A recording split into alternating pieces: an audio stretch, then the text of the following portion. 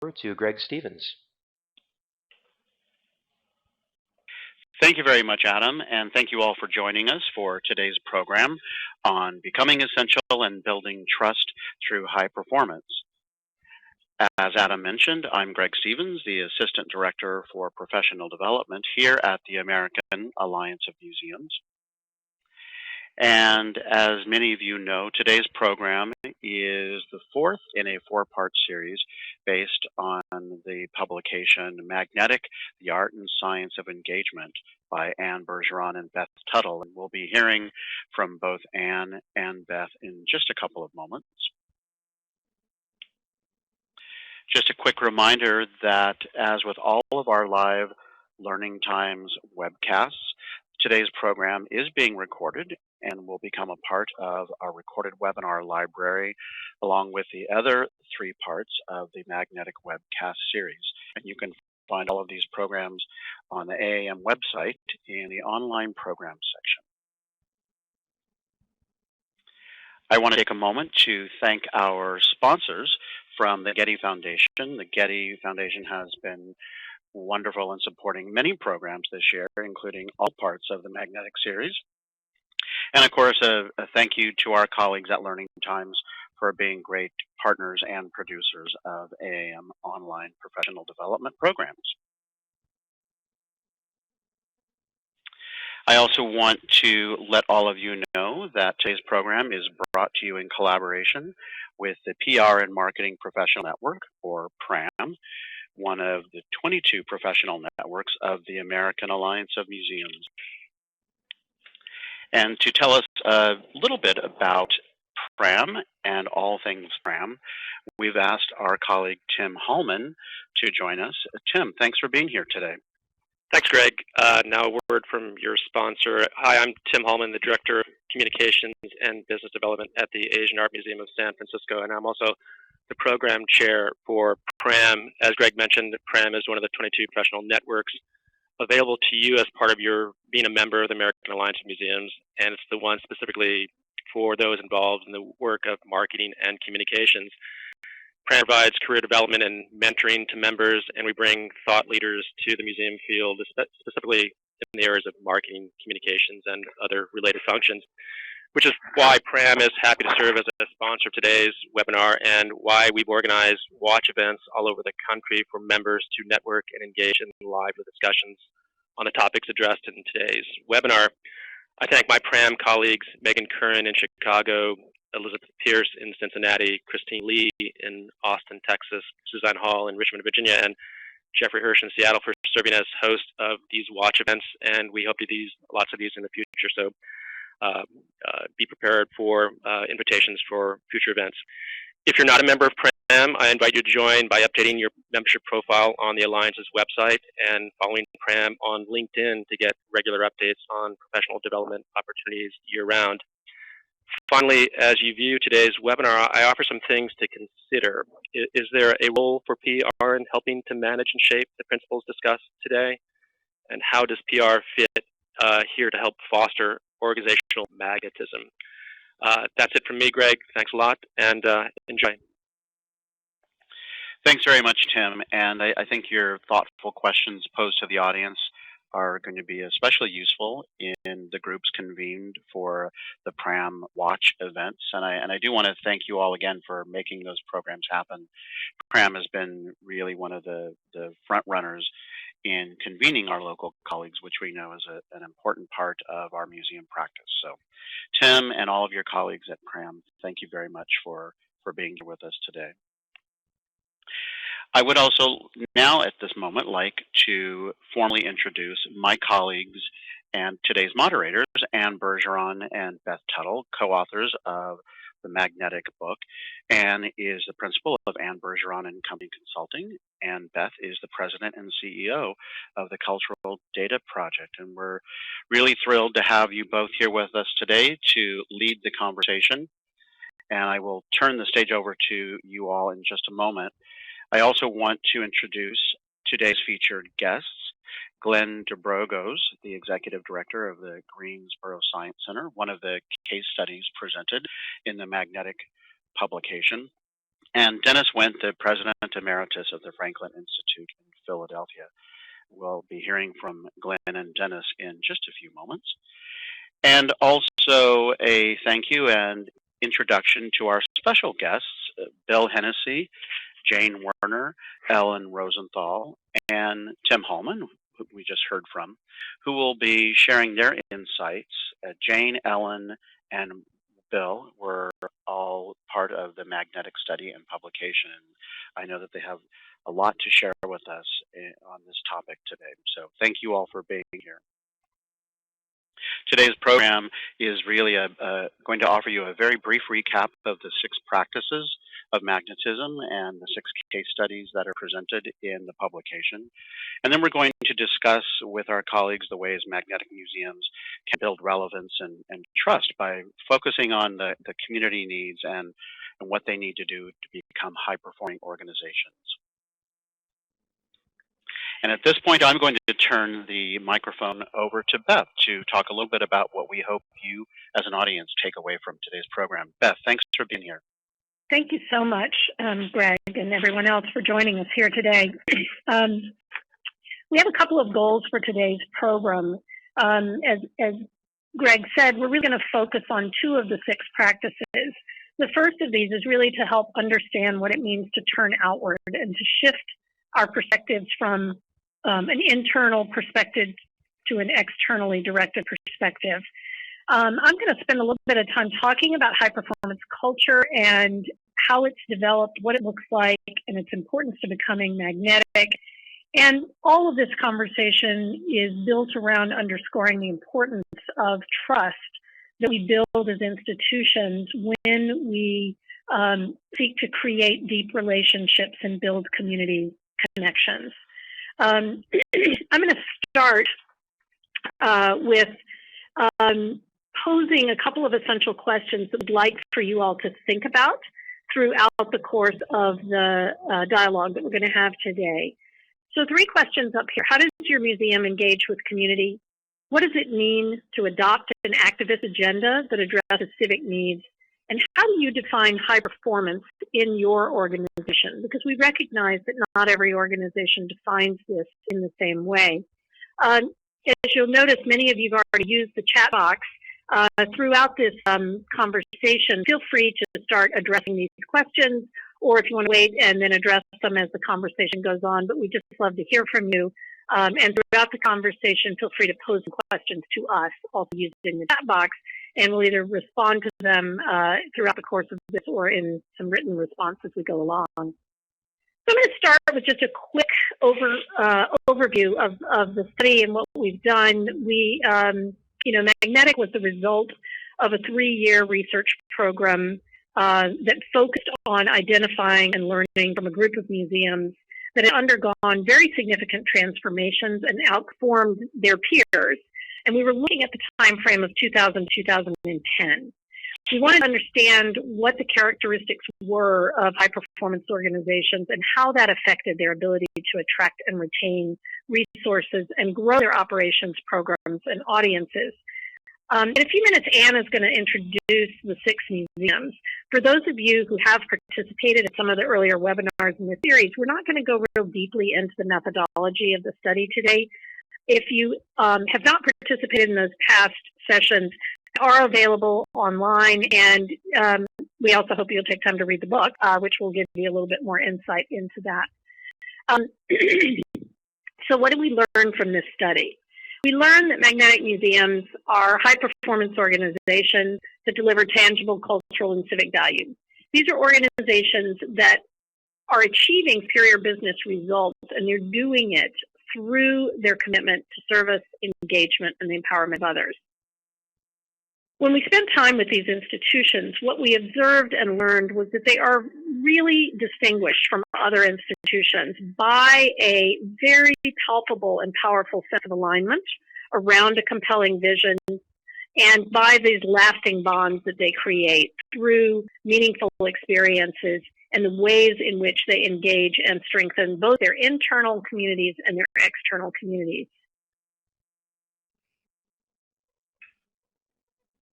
when we started this study, we wondered if people defined engagement in any particular way. And what we did is we learned that there were a number of different ways that people think and talk about engagement. But as we continued through this process of learning from these institutions, we found a new definition of engagement starting to emerge. So what we wanted to look at was a type of engagement that goes well beyond just simple audience outreach or donor cultivation.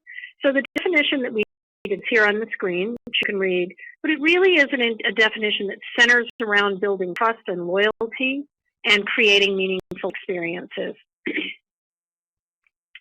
So I'm going to quickly review the 6 practices of magnetic museums before we go into our deep dive conversations with our 2 special guests. Excuse me. There were 6 common practices that we observed in the institutions that were very instrumental in their becoming magnetic. And they were common across all of the institutions we talked to. And in addition, what we noticed is it was a situation where these institutions were not simply employing one of these practices. They were typically employing all or most of these practices and doing them in a coordinated fashion. So the first of these is that they co-create and build core alignment throughout their organizations around a core and compelling vision. The second is that they embrace 360 engagement, which means they're consciously and very carefully investing in building relationships and creating opportunities for meaningful experiences that starts with their staff and their trustees and then spreads outward to their donors, their volunteers, their visitors, and ultimately the broader community. The third practice is that they empower others by putting people first. And they practice a form of shared leadership that really instills a sense of ownership that drives across the institution and up and down through the institution. And it also extends out to an empowerment of audiences and to other parts of the community so that they serve a kind of facilitative role for engaging and activating others. The fourth practice is they widen the circle and invite the outside in, and they do this by adopting a communitarian spirit. It's a very open, inclusive, and generous approach to the work that they do as community-based institutions. This brings me to the last 2 practices, which are the focus of today's program. The first of these, the 5th practice, is becoming essential. Magnetic museums have very successfully made this transition from nice to necessary. And they've done that by linking their cultural mission with civic needs. And the 6th practice, which we're going to focus on today, is building trust through building trust through high performance. When all is said and done, these magnetic museums really win the trust of their staff, their supporters, and their community by consistently meeting or exceeding expectations. Now, before I hand off to Anne, I'm going to pose one additional question. And again, I hope you'll use the chat box to start responding. So what does it mean to become an asset to your community? How do you think about that in terms of your role in your community? Now I'm going to let Anne dive in. Great. Thank you so much, Beth, and thanks to all of you for being here today. So we're going to keep watch in the chat box while you all answer this question, and we'll just share some of your answers in a bit. As I'm going to tell you a little bit, very briefly again, about the 6 museums that we profiled in the book.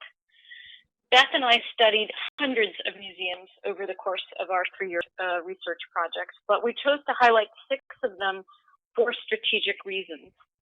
First, they were all high performance, and that was validated in their metrics. Second, we wanted to ensure geographic diversity as well as diversity in organizational size and focus, because it was important to us to show that magnetism is within reach of any museum that's intentional about transformation. Third, we were captivated by the drama of their stories and the impact their programs and initiatives had on their respective communities. And lastly, we highlighted organizations that demonstrated the capacity for experimentation, self-learning, and transformation through engagement practices. So here they are quickly in a slightly modified alphabetical order. The Children's Museum of Pittsburgh, which has become a community catalyst for urban development within its formerly declining and now revitalized neighborhood. The Chrysler Museum of Art in Norfolk, Virginia, which adopted a servant leader approach, making the museum relevant and welcoming to its surrounding community. Conner Prairie Interactive History Park in Fishers, Indiana, which is just outside of Indianapolis, whose staff and board decided to regard visitors as guests, and in doing so became ambassadors for learning and inspiring curiosity about the past. The Philbrook Museum of Art in Tulsa, Oklahoma, which transformed itself into a vital community asset by adopting a vision of community access, collaboration, and engagement. The Franklin Institute in Philadelphia, which changed its internal culture by prioritizing business acumen to ensure delivery of high-quality informal science learning opportunities. And the Greensboro Science Center in Greensboro, North Carolina, which became an engine for economic development in a city working to recover from the effects of 2 crippling recessions. So let's check in and see what some of you have written about being an asset to your community. Thanks, Anne. This is Greg, and a number of folks in our audience have commented. I like Virginia's comment that they really believe the engagement is about thinking about what their community wants and not what we just want to provide, and being willing to respond and change to meet those needs and expectations.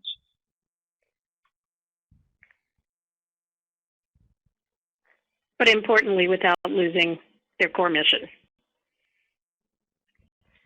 And Isabel from Victoria, Texas says a lot of our community doesn't even know that we exist, so it's hard to engage in the face of that.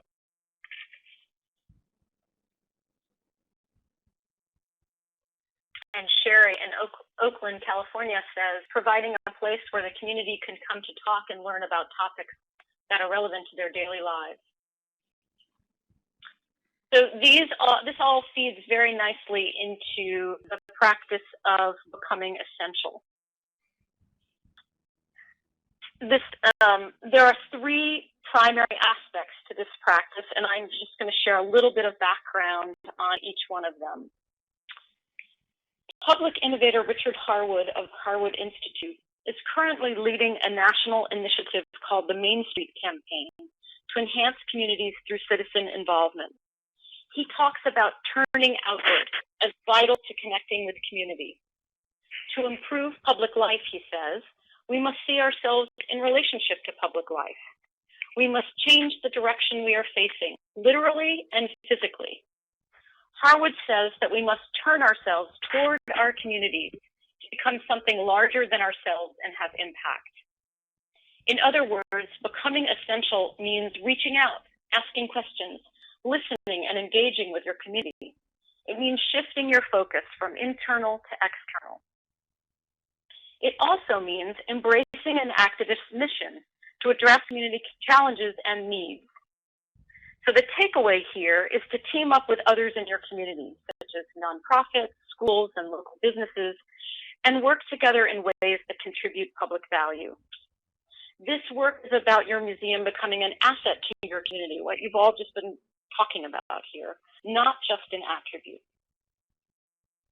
Becoming essential also means connecting your organization's mission and vision with community agendas, such as social justice issues around education and access, economic development matters, diversity concerns, or community health and wellness programs. This is best accomplished by developing strategies that contextualize your museum within its community framework, and then developing the right relationships and networks. As I'm sure you're going to hear from our guest speakers, it helps to be persistent and believe that this kind of intervention can add real value and make a difference to your community. So now I'm going to turn this over to Glenn Dobrosch, who's going to talk with us about the Greensboro Science Center and how it tuned in to issues facing Greensboro and what resulted. And thanks so much for being here. Oh, happy to do so. Yes, thanks, Ann and Beth. Well, I remember the first time I read the chapter that was about our facility, becoming central. the first thing that entered my mind is, well, that's kind of the easy part. It's remaining essential that is the biggest challenge that we all face today. From becoming essential, you know, it's kind of like the new line of clothes, the new toy here at Christmas, or the new piece of technology that everybody has to have. You got to have it now. It's part of the, you know, the cultural mainstream. But a year from now, 2 years from now, it's pretty much obsolete. So how do you then captivate that long-term interest, that long-term support?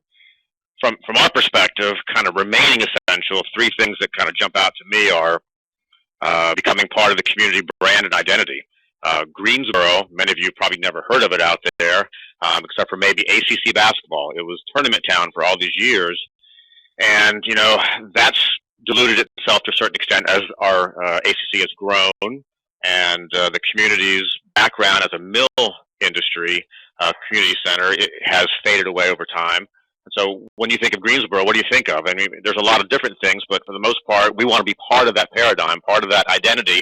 Greensboro, yeah, that's that cool place that has a 3-in-1 destination. That's a science museum, a zoological park, and an aquarium all in one, which is really core to our mission and our vision as an organization. So we want to be part of that community identity and brand, and we've been able to push that. We have a long way to go, but we're certainly more in that mainstream today.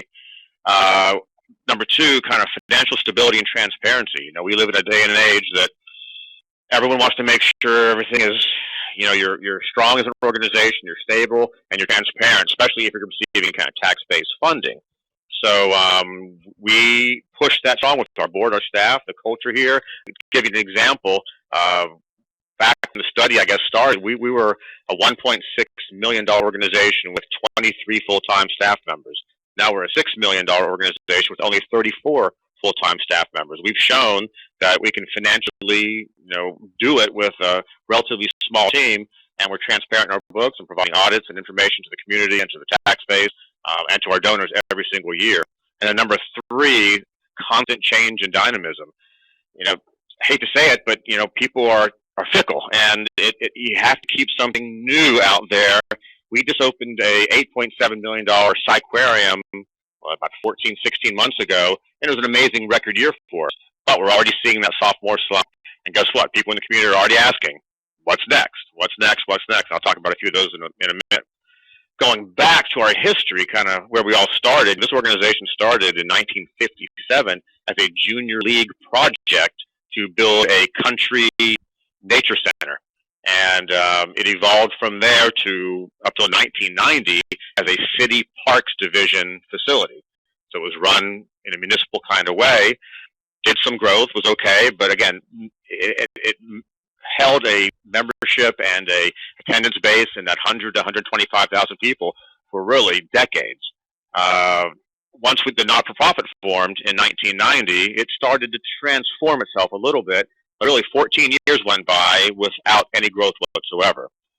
Finally, you know, in 2004, we pulled together the team. We transformed how we thought about the future. We kind of negotiated to a certain extent our mission and vision within ourselves. And from that point forward, launched a plan we called Science USA, the master plan. And that was the first catalyst. However, it wasn't easy because that first master plan was unveiled to a board of directors at the time. And they looked at me and said, very cool, but no thank you. And so we had to think about how to then, not to circumnavigate a board, but to find a way to become part of that identity within the organization and without the organization. So what we did is we kind of cheated the system a little bit. We brought in world-famous zoo guy Jack Hanna, did a huge celebration downtown. He got on the news, we unveiled the pictures and the pretty graphics for our master plan, and all of a sudden, there was some relevance there. We were, oh, wow, that's cool, that's different. We didn't expect that, and it worked. And from that point forward, we opened the zoological park, which doubled our attendance, and it held there. Then in 2009, the deepest, darkest point of the recession, we stood alone on a bond referendum for $20 million in this community. I mean, you could look at us as if we were brilliant or insane. And luckily, it worked out in our favor. And we got an overwhelmingly large vote, a 61% majority, saying yes to $20 million. From that point forward, we've been able to grow substantially. And those are all times after the extent of the study. From an economic standpoint here locally, again, this is a textile town. There's deep money here, deep pockets, but that money is what it is because there's no more textile industry in this community. We lost about 30% of the workforce. So pushing tourism and science-based tourism as a new piece of that local equation was critical for us. And now that the ACC tournaments have gone out throughout the, everywhere from New York down to Georgia and even Florida, that is not a mainstay anymore. So Greensboro's identity is shifting, and we're trying to be part of that identity, which is critical to us. And one of the ways we started doing that was simple as saturate, saturate, saturate. The first few years here, staff, myself, board members, we would, if they invited us, we would go talk. We'd take pretty pictures, we'd take a lot of enthusiasm, we'd take our vision, and we just go present our ideas to the community. And we're still doing that to this day. I remember my very first presentation here was a big eye-opener because my gentleman stand up, I think it was a Kiwanis club, and said, yeah, Science Center, isn't that old shoe up Lawndale, which is the name of the road we're on? And that was a big eye-opener for me because, I mean, yeah, I guess we are. We haven't changed a lot in a long time. So we moved forward. We came up with a new vision to think big, and now kind of the proof is in the pudding to a certain extent. Kind of from a staffing perspective, the shift we went through was really basically looking at our professional team and saying, you're free to fail. From point A to point B, doesn't really matter to me or the board how you get there. Just make it work. Take chances. Think outside the proverbial box and come up with new, innovative, different ways of presenting material. And that's what we've tried to do. And, you know, right now, we're actually putting together a phase 2 and phase 3 master plan without the help of outside designers. We're doing it internally.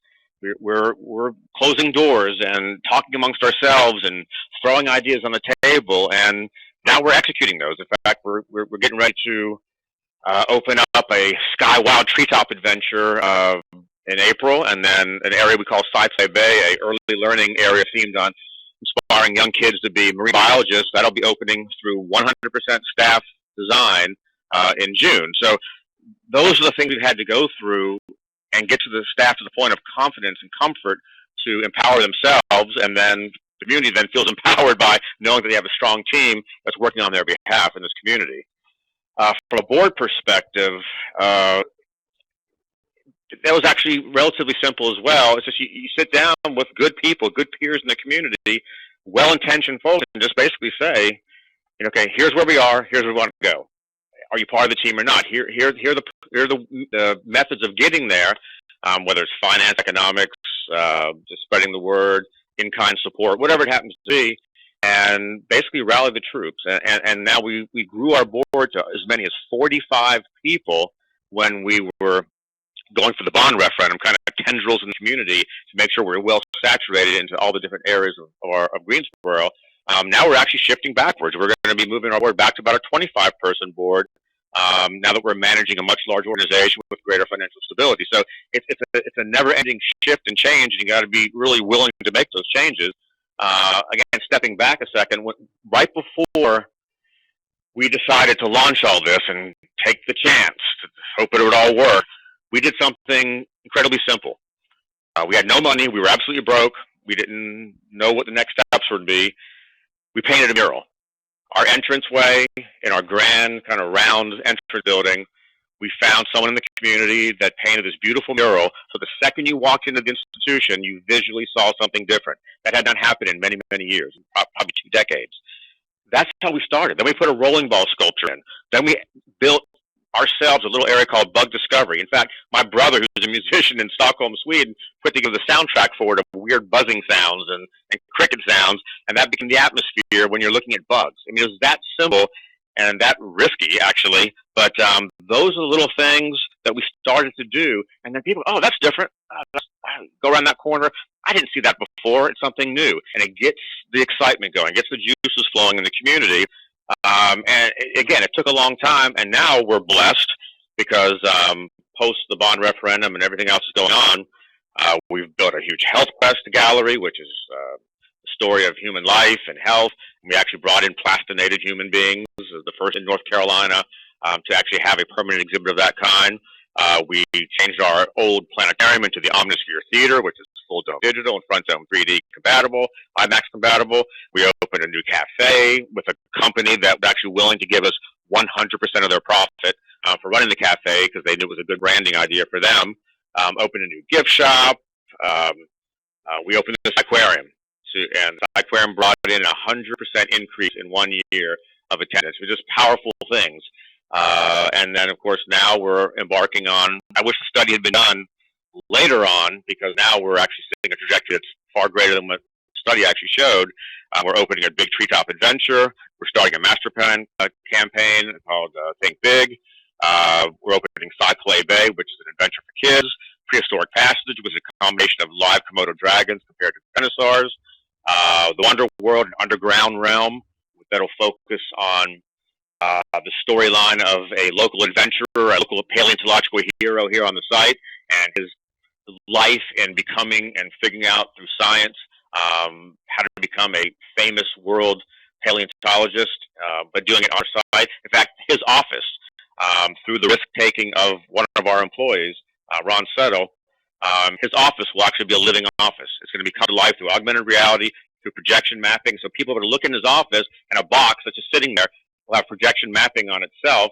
And so within itself, through the projection system, can open up, and you can see what's inside the box almost mysteriously, almost magically. Those are the kind of things we're doing in-house through a staff member that says, hey, I think I can do it. Let's give it a shot. And then following all of that, in 2 years, we start on Rainbow River Gorge, which is a 10-acre zoological expansion themed on the color of survival, adaptations and colors for endangered woodland animals across the world. And that also incorporates lots of ambiance and waterfalls and lots of amenities for visitors with endangered species carousels and all that kind of stuff. And then even beyond that, we're working on a phase 4 and a phase 5 vision now that we know may not start for 6 years or so. But those are the kind of things, I mean, to become essential and to remain essential, we just keep pushing it. And we know our limitations as a staff and a board and the community in terms of money. But as long as we're out there and in the public's eye as a dynamic, changing, willing to take risk organization, for us, it's worked. I know it's different in every community, but in Greensboro, that was looking for a new identity for tourism to be something that could, and we don't have the advantage of the mountains, we don't have the advantage of the coast. We're in the middle of the state. We needed something that we could tie to. And we think science education is going to do that.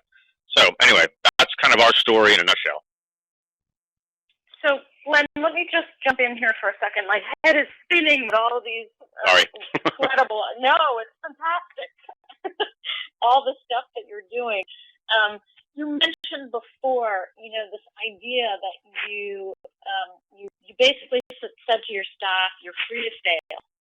And you talked before about empowering them. Can you share a little bit more about that with us? I mean, what specifically did you do? What specifically did you say, or maybe not say, to create a staff that felt empowered to step up and try new things and experiment?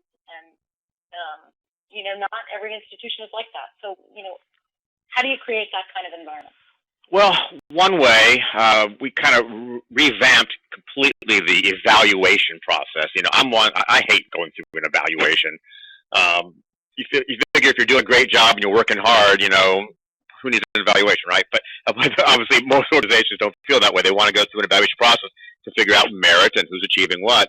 We kind of turned ours backwards and focus on the self-evaluation. I want to know what people think about themselves, what they think about their roles, the peers looking at them saying, okay, if they're doing that, maybe I should be up my game a little bit too. So we rearranged the way people think about the organization. It's really about them on a trajectory for themselves for a career. I mean, the organization is obviously the focal point because that's our mission and vision. They're working on that behalf.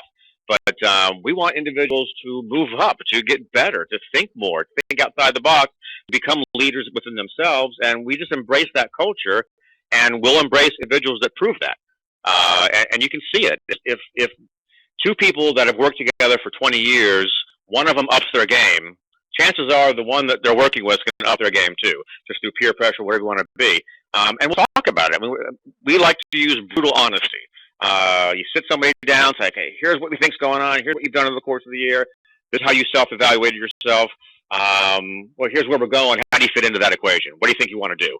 And that's where the juices start flowing. That's where someone like a Ron Settle, one of our curators here, who's a brilliant guy, he had this idea to build a theater. We had actually 2 spaces to build 2 theaters. He built the first one. It was spectacular. It's wonderful.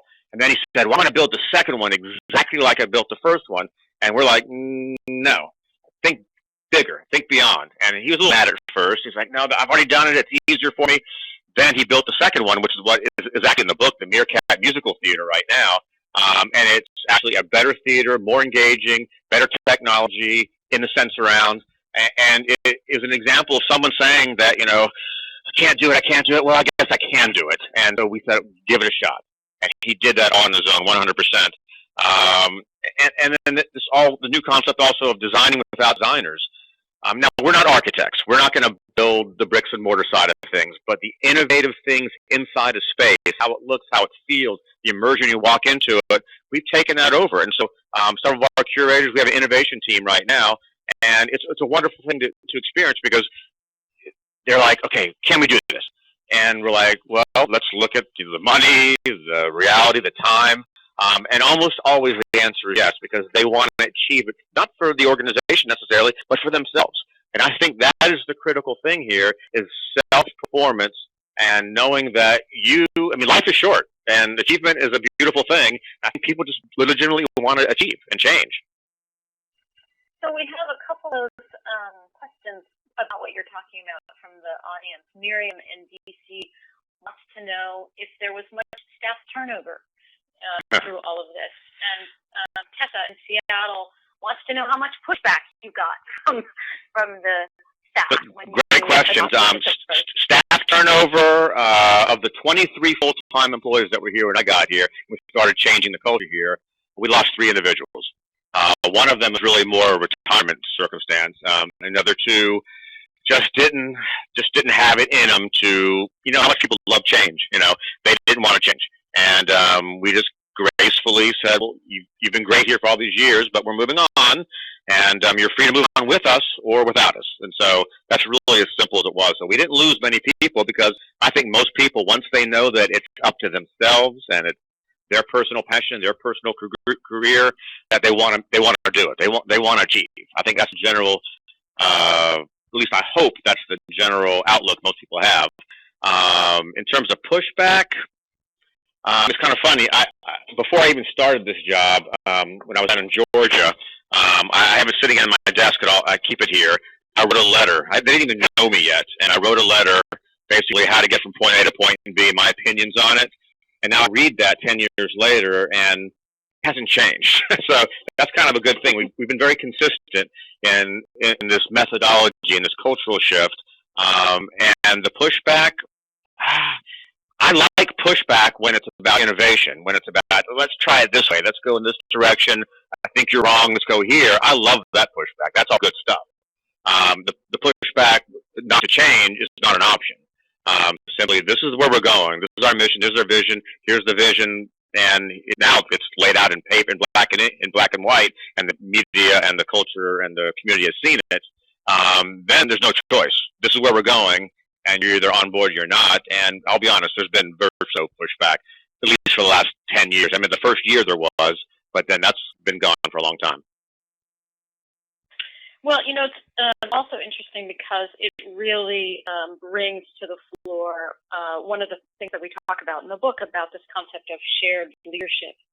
And when we were preparing for today's webinar, Ellen Rosenthal from Conroe Prairie mentioned this article from the Harvard Business Review called In Praise of Followers by Robert Kelly, who's a leadership development expert. Ellen, I wondered if you wanted to just jump in and share with our audience today a little bit more about that. Yeah, I'd love to, and I actually have, I think I can paste it in here. It's sort of got at the end of someone else. Oh, here it is, In Praise of Followers by Robert Kelly, which is about, I actually put a link into the chat, what distinguishes an effective from an ineffective follower, and the follower is a misnomer because he basically argues that everyone at every level should be a self-reliant participant in pursuit of an organizational goal, meaning they should assess the situation, come up with ideas, support their colleagues, support their ideas, and never say, "Oh, that's not my place to do that," or "I don't want to, I don't want to be too bold." But go ahead and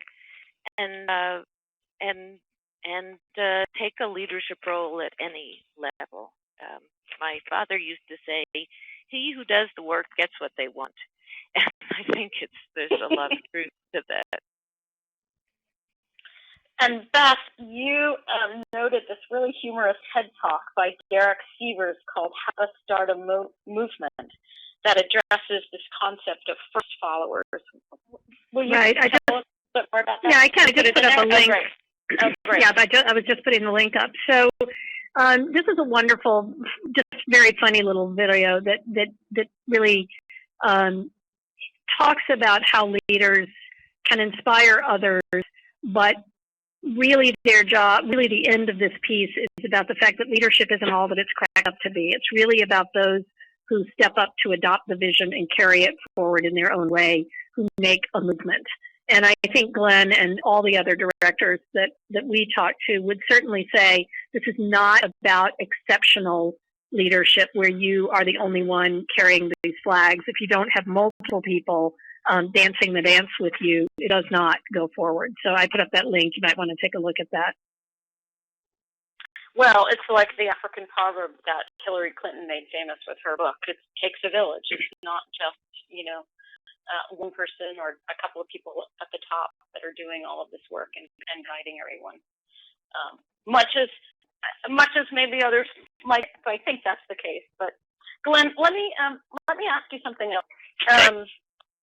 Becoming an engine for economic development could seem to be somewhat of an odd choice for an all-in-one zoo, science museum, aquarium. Why did you choose to point the Science Center in that direction? And is this, does this continue to be an organizational driver for you all? Absolutely. A couple reasons. One is, after all those years as the Science Center, was the Natural Science Center back then, a subsidized organization by the community. Tax base was going in, and they weren't seeing much change. So why would people be motivated to support you, become donors, become more involved? If the tax base is staying the same, they're staying the same. So we wanted to basically prove that economically we create change with tax money and then, of course, more private dollars and more earned revenue coming in, which we've been able to do. We had this economic impact study done before we really started launching into this. That's basically an independent study by a local professor that stated that if they achieve this, which being us, that they could move from about an $11.5 million through phase 3 to a $25 million per year economic impact generator for our community. And we're proud to say that after even just phase 1, we've reached that $25 million level, and now we still have phase 2 and phase 3 and actually phase 4 and phase 5 to go as well. So that's important. I mean, people want to show your worth. They want to see that their money has value, not only from a quality of life standpoint or a science education standpoint, but certainly an economic generator standpoint. Absolutely very critical. But also, in North Carolina is a big tourism state. You got the mountains on one side, you got the coast on the other side, you got the Piedmont where we're sitting. Yet, Greensboro historically had brought in about $1 billion of value just through tourism. Well, Guilford County at Greensboro, the entire county had ACC basketball and other things, and we have a big convention center, that kind of thing. It was an area where we knew it could expand. There wasn't a true destination. You could come occasionally to a basketball game, occasionally to this or that at a convention, but there wasn't a mainstay. And we wanted to be a mainstay. We wanted to be that science destination in the heart of North Carolina. It's a 3-in-1 destination. So we decided to build that aquarium. It's the first ever inland aquarium in the history of North Carolina. When we devised our master plan, we said, what's Raleigh not doing? What's Charlotte not doing? What's Durham and Asheville not doing? What they're not doing is building a multi-use facility. So that's the direction we went in. So a zoological park, an aquarium, science museum, all in one campus.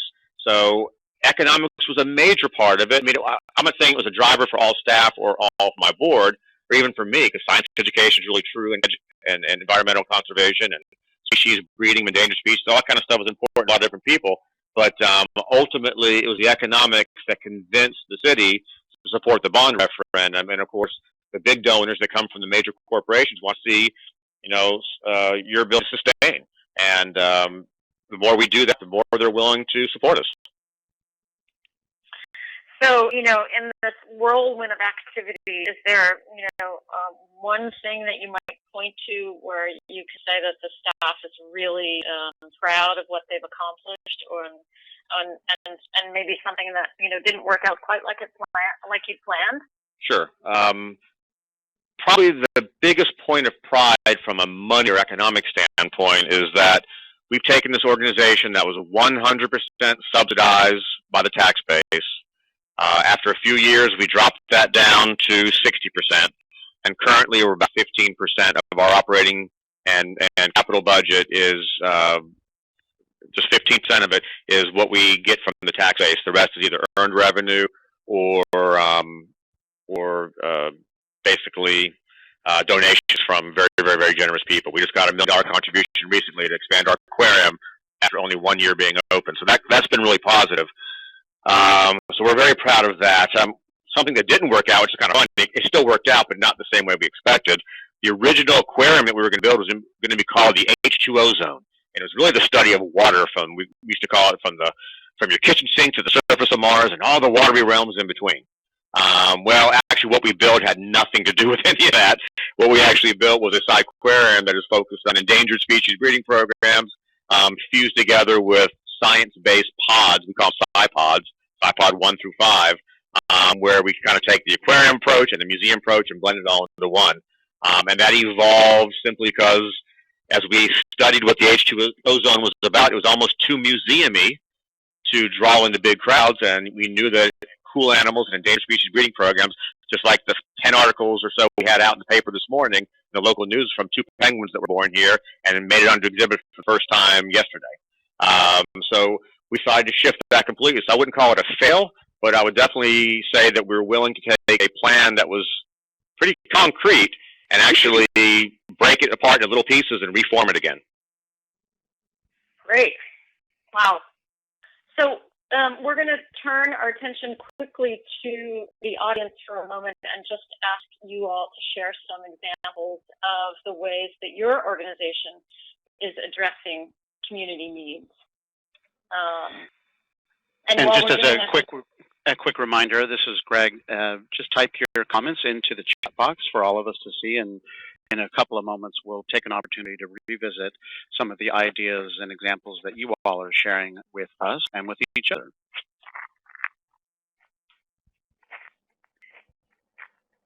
So while everybody is answering that question, I'm going to pick up now and take us into the second of the practices we're focusing on today, which is building trust through high performance. We didn't really conceive of this study originally as a way to define the high performance museum, but nonetheless, a picture of high performance began to emerge. What we found was that these museums really began to excel by heightening their emphasis on developing and engaging people, by investing in building relationships and creating meaningful experiences through high-quality programs and content. Because I don't want anybody to think in listening to this that we ever overlook the fact that at the center of all of these institutions is really great content. Now, that doesn't mean that they necessarily have the best or the highest quality collection in the country for their particular matter, but they really have people who like the person that Glenn was just talking about, who bring such an incredible amount of creativity and passion to the work they do that they create sometimes things out of nothing almost. The third is that they really invest in gaining better market insight. And I think you heard Glenn talk quite a lot about listening and listening and listening. and about testing and retesting and about making sure that they are adapting to what's happening in the environment around them. And finally, they also excel by optimizing their business performance and financial acumen. And we often hear in dialogues with museums and other cultural organizations, because my work now spans outside of the museum field and across the cultural sector, we sometimes hear a kind of resistance to embracing the business side of what we do. And I have to say that throughout the institutions that we studied, there was a real merging of the sense of mission and market and the ability to bring both halves of the brain, if you will, to the table, the creative side as well as the business side. The result that happened when these institutions, really began to excel in these ways is that they began to create and retain 4 different kinds of capital. Core capital, which in our parlance really includes that human and intellectual assets as well as the collections and the facilities that are always required to deliver a high-quality museum experience. The social capital, brand capital, and when those first 3, core, social, and brand, are really working, what we found is that financial capital began to flow in direct proportion in response to the successful creation of those first 3 kinds of capital that I mentioned. What we saw in these institutions was that high performance was actually, it was the result of a combination of mindset and culture and organizational practices. It wasn't any one of these things. And thinking about culture, which is often one of the hardest things I think that people struggle with creating really positive high performance cultures. And Glenn talked about a few examples, and I know Dennis in a minute will tell us more about how they did this at the Franklin Institute. What we observed about these cultures is that they respect, they invest in, they listen to, and serve people first. Second is that they really have worked hard to overcome internal silos and the operational divides that have historically characterized museum operations. And sometimes there's an internal power struggle, and you don't see these power struggles inside these organizations. Instead, they tend to imbue the cultural enterprise as a whole that really have to encompass multiple kinds of intelligence and capabilities and perspectives and outcomes.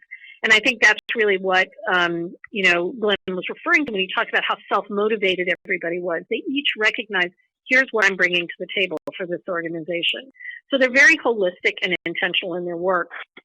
They're also inclusive and engaging, and they're involving people at all levels of the organization and across all the internal disciplines that are at play inside. They're relentlessly focused on achieving organizational vision and delivering these meaningful experiences while building relationships and improving performance along the way. I also think the thing that struck us so clearly is that these institutions, and part of what characterized them as high-performance organizations, is that they are truly, truly learning organizations. The experimentation, the risk-taking, the acceptance that failure is clearly going to be a part of any organization or any human being that is living, growing, breathing, and changing is very clearly communicated within those organizations. And they do create a kind of no-fear work environment that allows everybody there to play to win rather than to try to keep everything safe and not rock the boat. The accountability and transparency, setting ambitious but achievable goals and very clearly defined milestones. Also, this is the one that makes my heart sing because of what I do now, but they really do use data to inform their decisions. They don't let data drive their decisions, but data really help them understand what it is they're doing, what's their place, how are they performing, how are they moving forward, what kinds of progress are they making. And finally, this was the thing that was just so present in every one of these organizations. They're extremely optimistic and generous. There's a remarkable lack of whining and excuse-making and complaining inside of these institutions.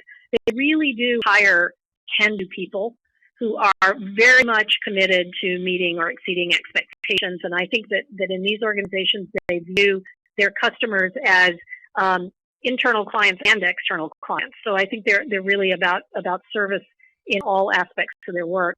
And Perhaps the most important takeaway from this part of the study for us was just how consistently high performance of these organizations, that commitment to balanced budgets, to being accountable and transparent, being just plain enthusiastic about sharing, inviting others into their work, how those traits built built trust with their staff and their board, their donors, and their audiences, and how that trust ultimately starts to translate into a sense of value and the ability to attract and retain and build resources.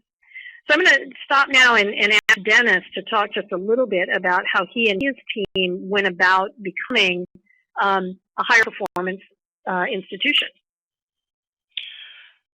Thank you very much, and appreciate the opportunity to join you all. I'm learning a lot myself from hearing my colleagues. Give you a very brief history about the Institute. It's founded in 1824, one of the oldest science organizations in the United States. There are programs that were founded at that time that continue today, such as our journal, second oldest running scientific journal in the United States, and our awards program. The building we are in today was built in 1933, and it was modeled after the Deutsches Museum in Munich. And for those of you who know Museum of Science and Industry in Chicago, both have the same origin. We were known as the Wonderland of Science, and it really brought the science and technology exhibition component to Philadelphia. The Institute has been fortunate to have a very loyal and a supportive group within the community. Partly is because we've been there so long and everyone has been to the Institute, and their experiences have been generally very, very positive. But when I arrived in 1995, as well known, as historic, and how much loved it was, I think the reputation was beginning to fade a bit. There was an expansion that was called the Future Center in 1990, which unfortunately I think was not really achieving its goal. The exhibitions got tired very quickly. If you're going to build such things as the future, you've got to keep reinvesting, and there was no money for reinvestment. Attendance, as you heard from Glenn, had the sophomore plunge. The big issue is that the building cost $72.5 million, but only $50 million was raised. So we began carrying a debt of $22.5 million, which today transfers to $1.4 million a year out of the operating budget that will go until the year 2026. And I therefore have one of my commandments is thou shalt not accumulate long-term debt. Because the Future Center was built outside of the original footprint, there was no money put into the original building or the exhibitions. The exhibits got pretty dated. We didn't have code compliance, ADA accessibility, sprinklers, fire towers. There were years of deferred maintenance. There was no strategic plan for the future, and there were some serious financial issues. So we can lead either by two ways. We can either lead by evolution or revolution. I think we prefer to lead by evolution, but sometimes the timing doesn't allow you to do that, and you need to start making some decisions very, very quickly. The first thing was, of which there were many first, was to invest in the strategic planning and develop a new 10-year strategic plan. And because we had no money for consultants, we did this ourselves. The board approved a plan in 1996. It went until 2005, but it was a rolling forward board strategic plan, which we reviewed consistently every 2 or 3 years. What resulted is that we then developed alignment and direction among the staff and the board. And the strategic plan isn't something that sits on the desk, but it is used by staff to develop the annual goals and objectives. And there are 3 important parts of any strategic plan. One is the internal consistency. Do we all understand the same words? The shared vision is, do we believe them? And is the plan sufficiently clear? And I think because this plan was consistent up until 2013, I think it did demonstrate what we've been able to accomplish. The board alignment was a crucial issue as well. The board was very, very committed people, but there were a number without portfolio. It was also a large board, 48. And the question is whether this was a governing board or a fundraising board, and it really was not a fundraising board. And so we began the process of sort of redefining the board and the membership, always looking for the leader in the community that we were searching, however that was defined, whether that was a community leader or an educator or a scientific person or the head of a corporation. And that in the interview process, the expectations were clearly presented. So someone wouldn't come in and say, I didn't fully understand, this is what you expected me to do. Interesting change took place in that the bylaws were changed to eliminate mandatory term limits and maximum age restriction. And there's another conversation we could have at another time. But the concept was we're losing some of our good trustees when we really need them, and so that took place. But the key element was a strong nominating committee that is willing to have the difficult conversations. We also changed the business model. We called it no margin, no mission. You'll notice that there is not an or there. And it became the mantra for the Institute, which means you can have a fabulous mission, but if you can't afford it, you aren't going to achieve it. So you need to have a financial foundation and a stable foundation in order to achieve your mission. It took a long time for the staff to buy in, but it was something that I really felt we had to do.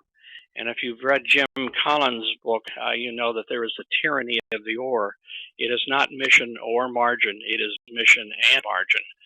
And as how over the course of the entire program you blend those two, because some exhibits will be in programs will be high margin and high mission, some will be high margin, low mission, some will be high mission, low margin. Hopefully there's no low margin, low mission, but it's that network that you put together that creates that stable situation. We also use the strategy of of developing what the culture is and how staff fit into the culture. We had a tremendous staff. They were truly committed, and they were great people to work with. They were some of the best people I've ever had the opportunity to work with. Where we did have issues, they were almost exclusively with culture and not skill. So out of that came one of my rules, which is hire for culture, train for skill. Because you can train someone to do the job. You cannot get someone to modify who they are to fit into your culture. And our culture were such things as work hard, work smart. We did a lot of staff training. We did a lot of professional development. And that was a key to the process of hiring staff, and we would have an outside consultant do what we created was called the culture screen, particularly for senior staff. But I will tell you, it was not foolproof, and we made some significant errors. So while it was effective, there were also parts of it that you had to still be careful of. We built a very strong community-based program, even though we had outreach programs since 1950s. And the outreach programs went from the mid-Atlantic, from Virginia up to Connecticut and into western Pennsylvania. There were some other things that we did, such as starting a science magnet high school, which was very, very successful for us. It became one of the highest performing high schools in the city. And it showed that you could create a model for changing education. We also developed the Philadelphia Science Festival as a new model for how science centers can reach their community on a broad basis. That has also been very, very successful to us with about 125 different partners. I think last year there was somewhere around 90,000 people who participated over the course of 10 days. Some of the key elements were you have to give up your ego in order to be, and not a partner, but to be a convener. And there's a very important difference between the two. And you'll notice the title is the Philadelphia Science Festival, not the Franklin Institute Science Festival. Even though a lot of the planning, the money raised, the staffing was the Institute, there was really a broad-based coalition of organizations with common goals. What became crucial were such things as the vision, the passion for what we were doing, the competency of the organization, the commitment, and then the trust that was formed by all the things that were happening and the partners who came in to join us. So let me stop there, and I'll be happy to take questions or go on as you would like. So, Dennis, that was a great overview and a lot of meaty information to chew on. So you ended with trust, which is a wonderful bridge here. So what was the connection that you saw between building your organization's internal performance, winning, or not winning back because the institution had such a great reputation, but really building a sense of trust among your stakeholders? What did you see happen in that process? Yeah. Well, donors have many places to make their investments. They're going to make the investments where they have confidence of performance and the organization. And that confidence was based on a number of things, such as the Institute was the highest attended museum in the Commonwealth. We greeted more and served more school children than any museum or cultural institution in the Commonwealth. There was national recognition and verification of what we were doing. These innovative programs, such as the Science Leadership Academy, which became so very popular for 125 positions for freshmen, we had 2,500 applications. There were financial stability. We had a new business model. We had a balanced budget. The 20 years that I was there, there's 17 years of balanced budget. High confidence in the leadership, both in the board and the management team. And the board would often use the Institute as a model for other cultural institutions that they were involved in. And then the donors were willing to support the mission because it was an institution that was accountable. It had high levels of management and performance measures. And you could make a difference by a donation to the Franklin Institute that you wouldn't be able to the school district of Philadelphia. So there are lots of factors that went into that building of trust. Yep. And to talk a little bit more for us, I mean, the Institute is a science-focused organization, and maybe the experimentation is just naturally built in, but you also were working in an extremely large and what could have been very ossified institution. How did you break that out so that you all really could begin to experiment more and create a no-fear culture? I think there was a greater willingness to try and experiment that in the Institute, and maybe that's because of the science culture. But certainly, the culture of science permeates the organization. If you're not comfortable with measuring goals and objectives and defining strategic planning and all of these sorts of things, it was going to be a hard place for you to be. But we codified it in 2013 with the new 2013 and the 2018 strategic plan. And the codification was pilot, test, and learn, which is we're going to try things, we're going to test them, and if they don't work, we're going to throw them away. There's a lot of literature about the importance and the need for failure in organizations. You cannot grow if you don't have risks, and risk will mean failure. Right. Failure is not a crime. Low AAM is. Right. But if you're going to fail fast and fail cheaply. Right. And the last thing, one more thing is you've got to have time to reflect and learn from the failure. Otherwise, you've just failed and you haven't learned from it. Right. Yep. So I see we have one question from the audience here about talking about redefining your board and your membership and what that process was about. Can you talk a little bit about that? Yeah, you first of all have to start with your with your nominating committee, and I think the second most important member of the board is the chair of the nominating committee. And we realized that while we had a very good board, committed people, it wasn't the board that was going to be able to lead us to the next step. And so there was just a process of evolving the board when terms came up, having confident, really straightforward conversations with the trustees. Are you able to assist at the level that we need you to? So there was a fair amount of self-selection that went on. But then the recruiting process was also ramped up to say we really wanted the best person who could bring the talent and the skills that we needed to the table. And that we're not on 10 boards, but we're only on 2 boards. And the Institute was one of those 2 high priorities. Right, right. Okay, so I think I'm going to hand this to Greg to open up the conversation a little bit to some of our colleagues who are on the phone. You'll also see that we have another audience question that's up here, which is share some examples of how you've enhanced your institution's performance either at the organizational or across the organization or at the departmental level, and we'd love to see some of your responses to that. Greg, Great. you want to?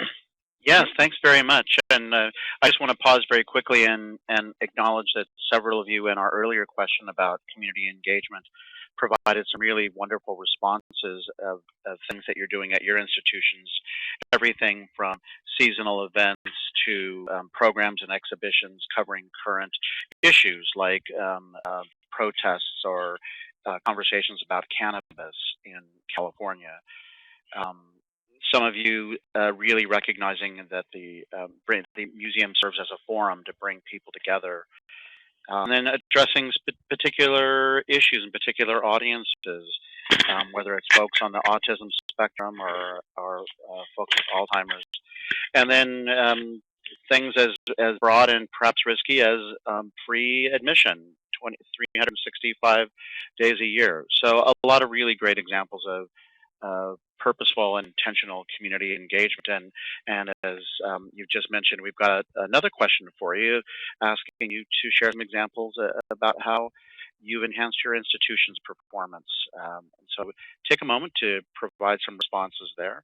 And as you do so, we'll move on to our colleague conversations, in which we were really hoping to bring all of our colleagues together to have some thoughtful discussion. And I'd like to turn a first question to Jane Werner from the Children's Museum of Pittsburgh.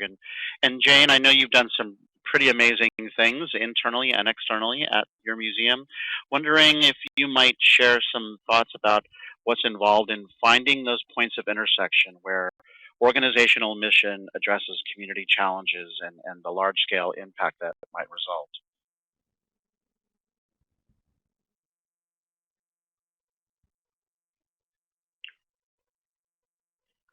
I think we might have Jane on mute. Okay, can you hear me now?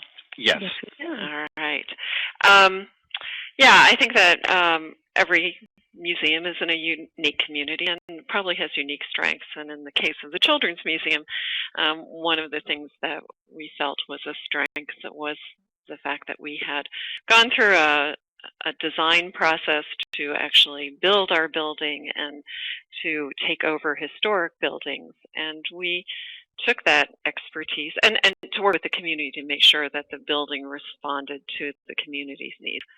So we took that strength and we said, okay, well, what else is there to do that we can apply this strength to? Which ended up, we took over a closed theater, which was right next door to us, and we partnered with the Warhol Museum, oddly enough, and created a separate 501c3, raised $2.5 million, and reopened that theater. That's now thriving. So, we, again, went to the community at that point, said, is there a need for this theater? What do you want in that theater? Would you be supportive of it? And sure enough, when we came back with all of those answers, we went ahead and did that. So we've applied that to a public park. We've taken our strength again in design and community building, and we took over a public park that was kind of vacant. So we've been kind of doing it at really almost a physical level throughout the north side of Pittsburgh, but we also are looking at our strengths programmatically. So working with other organizations who work with or on behalf of children, we've kind of created a great network. And if you keep at the core of what your vision is to make kids and families' lives better, which is pretty much what we are all about, then you can suddenly start collecting a lot of partners and a lot of colleagues and be a convener. Just actually, as Dennis also said, if you just keep really looking at what your core mission is and what you really want to do, it's actually easy to kind of have great conversations and do programming that affects the audience that you're trying to serve. So. Thank you. Thanks, Jane, and some terrific work that you're doing there. And I want to turn our attention to Bill Hennessy for a moment. And Bill, I know in the past you've talked about the importance of building a compact or a trust relationship with stakeholders and community.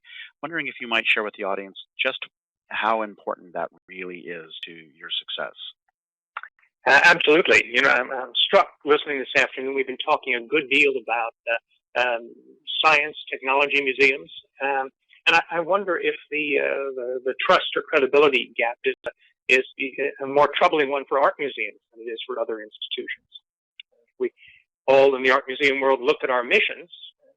We see strong statements about commitment to community, accessibility, and relevance. But then I worry sometimes that the way we translate those into our relationship with our visitors doesn't always match up.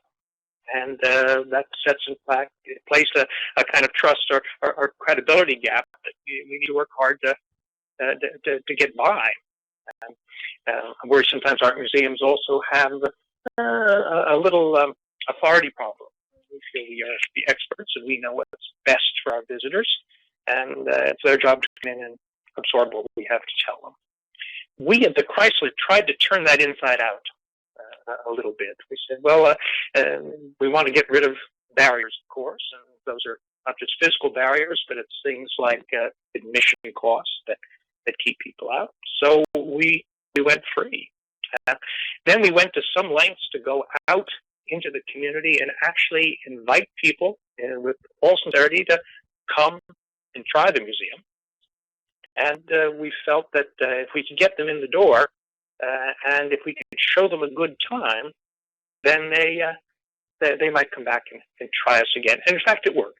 We made a real commitment to a service culture that treated our guests as exactly that. People we were absolutely delighted to see and whose presence in our building was every bit as important as the works of art on the wall. As this came along, people actually began to believe us and to say, you know, that museum that always said that they wanted us to come in, but acted as if they didn't really want us when we got there, is probably serious about this change. And we found that with that gain in credibility came a gain in trust. And with that gain in trust came a willingness to give us the benefit of the doubt, which freed us up to make more mistakes and to take more risks and to try some things because we had the public with us and we're willing to give it a go. And then as things went along from there, we began to see people who said, you know, the Chrysler is a wonderful institution. It's one of the best things about our community, but I don't go there because, well, it's not really a part of my life. Well, it began to become a part of their lives as we treated them better and showed them what we had to offer. And after it became a part of one's life, it goes to that magnetic principle of trying to become essential to the community and to the people who live there. Well, thank you so much, Bill. And your last comment is a terrific segue to a question I wanted to pose to Ellen. And Ellen, I know you've done some wonderful transformative work at Conner Prairie, and wondering if you might share with us how you went about identifying or creating shared values among your internal and external stakeholders. Well, thank you for asking.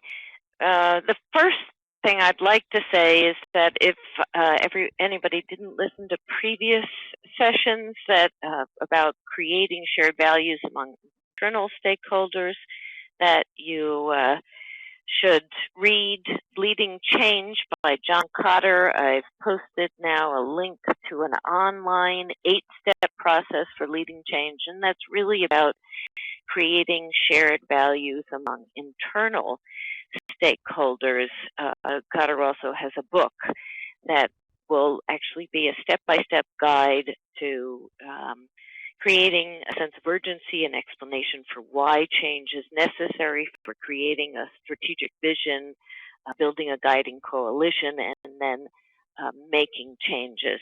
My sense of how you communicate that to external stakeholders is that it's a much longer process and more difficult, more challenging, because I think the first thing to do is really to change, to exhibit change on site in some way or off site, depending on what you're doing, and then invite as many people as possible to experience that change so they realize what the difference is in the organization. Glenn's comment that people said, oh yeah, you're that old place up the road. Well, they're not going to realize that you're now vibrant and dynamic unless they can see it for themselves. And you've got to start the change by word of mouth, give the tools to your board to become advocates, target key community influencers, and then share the message with the public in as many ways as you can, open the experience up in as many ways as you can, and form strategic collaborations. I think I'm just repeating everything that's said in Magnetic, which did a magnificent job of laying out these steps. But because we sit at the juncture of 3 different communities, it's been hard for us to reach, the greater Indianapolis of community of 1.8 million people. Our own community of 80,000, we've made significant progress on. Well, Ellen, thank you so much, and really what you've described about the longer tail of reaching and identifying shared values with your external stakeholders, and all of you really talking about the challenges, the difficulty related to change. Change in most organizations is not easy and often causes anxiety among staff and patrons and volunteers. And Bill and Dennis, I want to turn this next question to you, since you both have recently retired from your directorships, which is probably the most jarring change that any organization experiences. Wondering how you and your respective boards prepared and supported your staff through these transitions.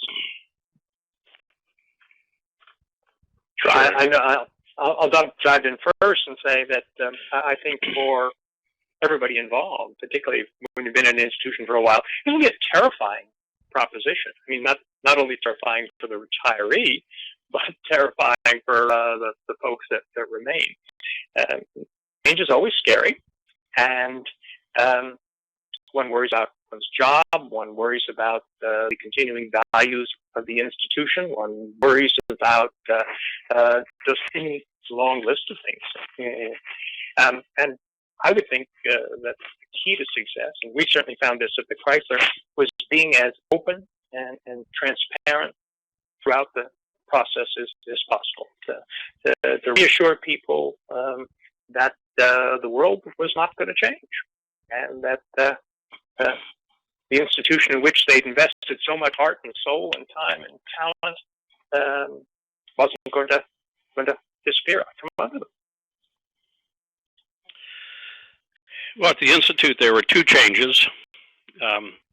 Marsha Perlman, who had been the chair for 8 years, stepped down at the end of December last year, and she was a terrific chair. And then I stepped down as president in June after 20 years, and I was the longest serving president in the 190-year history of the Institute.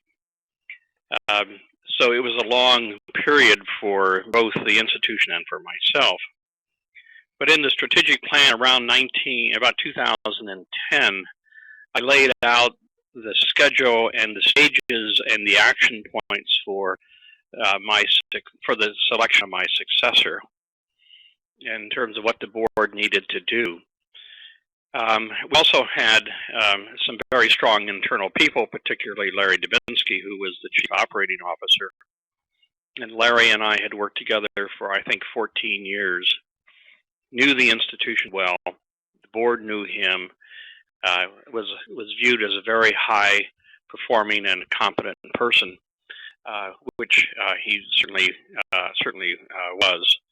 And the decision was made to bring Larry on as my successor, which really brought continued everything that had been planned underway, as well as stability. As for myself, and I should also say that I see our role as stewards. We're only here during the tenure of our periods, and our job then is to turn it over to our to the next steward. And I think Larry's going to do a very good job with the continuing of the direction.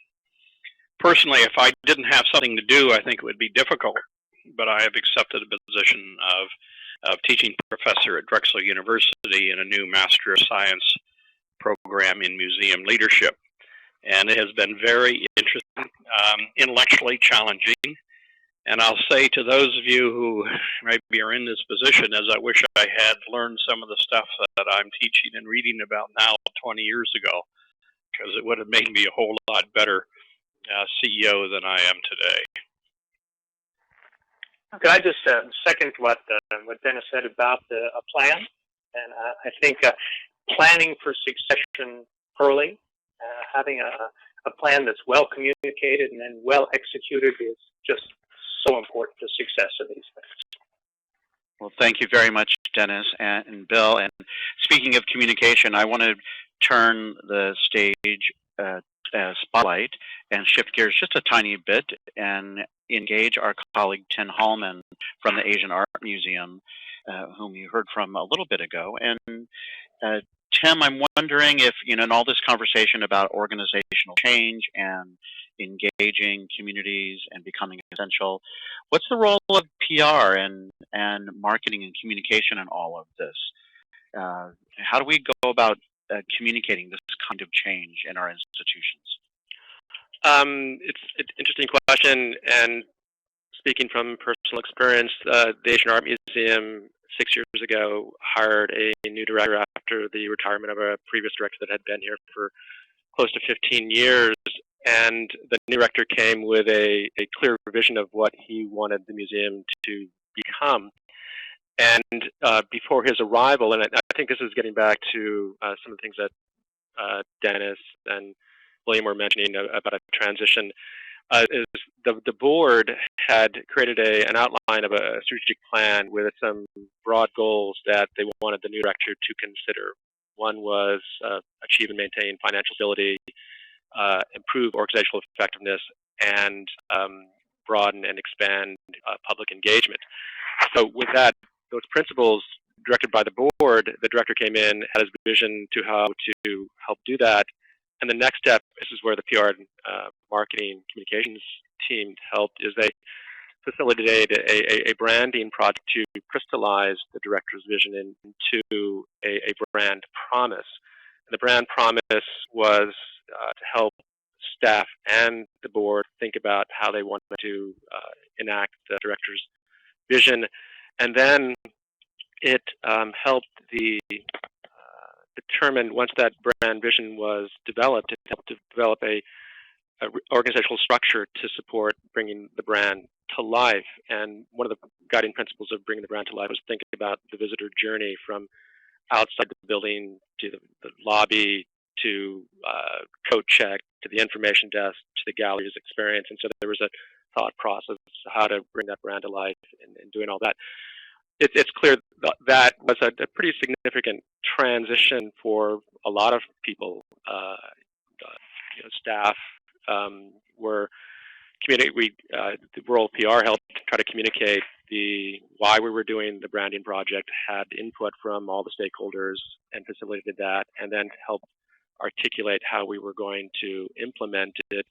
And now the role of PR and marketing is to sort of be brand stewards to help colleagues understand their role in bringing the brand to life. It's sometimes it's very smooth, sometimes it's not. But I think I would hope my colleagues would agree that the idea of having a vision and a brand to sort of as guide rails has been helpful in guiding their work. And we do try to think about fail forward and things like that. It does take a bit of risk, but for the most part, it's something that the staff are starting to really embrace. And getting back to the idea of getting on the bus, some folks who had been here for a while might have been uncomfortable and decided to move on. But when we hire new staff, I think we follow that principle of hiring for culture and training for skill as part of the hiring process. So in a nutshell, that's some of my thoughts on how PR and marketing can help those transitions.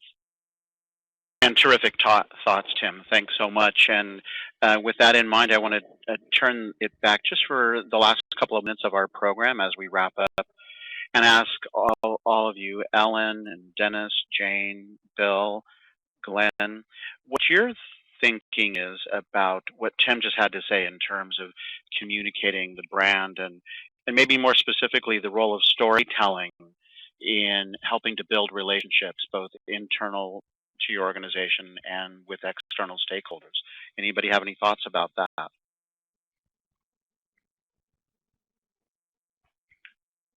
It's essential. Well said, Ellen. Well, and as we always say, it's like as soon as you are when you are bored to tears of communicating it, generally speaking, those who need to hear it are hearing it for the first time. And then sometimes I think. Sorry, I was going to say, sometimes I think there's a difference between what one says and what one does again. So communicating and putting out a vision or a brand for the institution is only as good as your ability to deliver on that brand promise. Yep. Well, and I often think that oh, go ahead, Anne. Sorry. We found that communicating succinctly made a very big difference, and all of the case study museums had these, what we ended up calling memorable mantras. You heard a couple of them today, certainly the Franklin, no margin, no mission, in order to be able to communicate what was at the essence of what they were trying to do. And I was going to say that leadership communication, we often think of it as the things that we write to the field or the memos or the things we say in the staff meeting, but I do believe that so much of leadership communication is really about how people experience you in the moment. So what happens in the kitchen, what happens, in the one-on-one conversations and meetings, we can talk a lot about a no-fair culture, but if we then behave punitively or react negatively to an experiment that doesn't go well, it means that they don't believe what we're saying.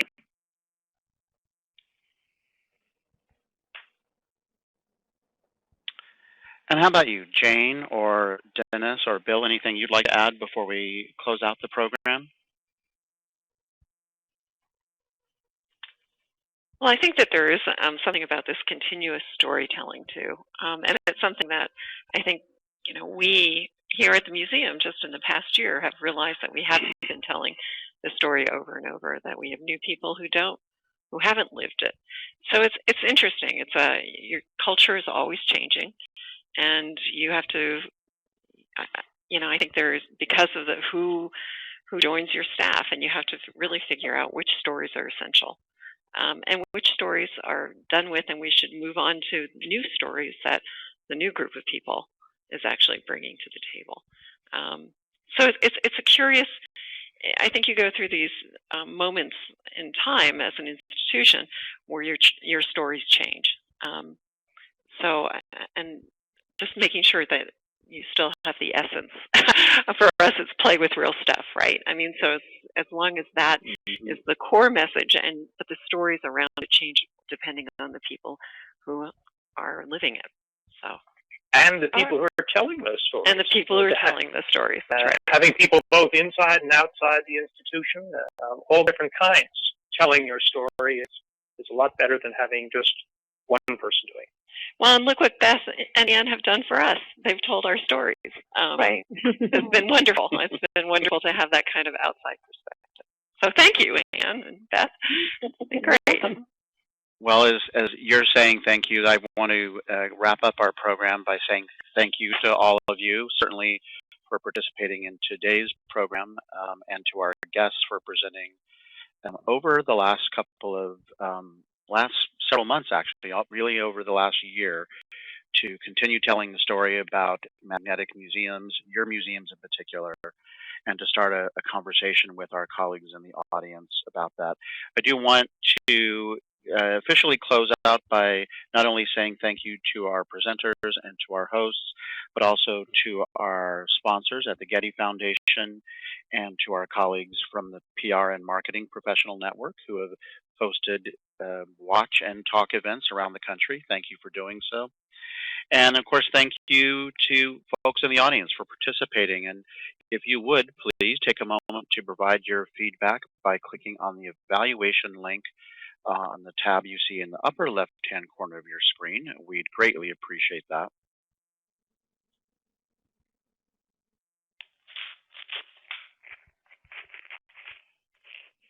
And lastly, just to acknowledge our colleagues at Learning Times for being great producers and partners, and to remind all of you that this program will go into the recorded webinar library as a suite of programs that will be available shortly after the first of the year. And if you haven't had a chance to get a copy of Magnetic, The Art and Science of Engagement by Ann Bergeron and Beth Tuttle, I do hope you'll do so, and maybe this program or the others has prompted you to do so. I think you'll find it a really wonderful read and inspiring. I know it's been inspiring for me to be a part of this series over the last year.